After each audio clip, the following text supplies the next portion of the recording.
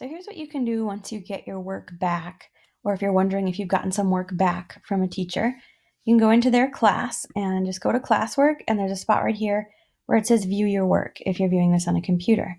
So I can look down and kind of see what my scores have been and what I've turned in.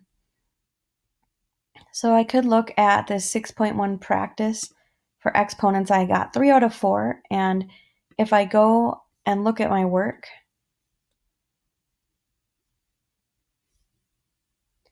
I can see that I got a comment from the teacher that said no answer given, and this is highlighted right here. So then I could go in and try to do something about that. There's a button here also that says resolve. So if you're wanting to be able to edit where the teacher has highlighted, you can click resolve and that will take away the highlighting.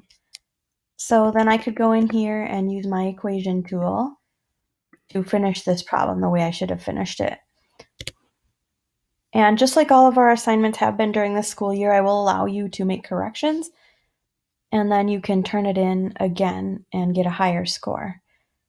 So please, when you get yours back, make sure you look at the comments and then turn in corrections. You will not be able to see those comments on a phone or device like that, so you have to view it on a computer.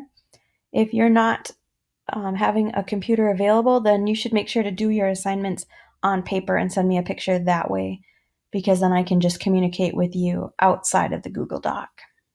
So if I finished this, if I were to actually have typed in everything I should have, then I can turn it in again.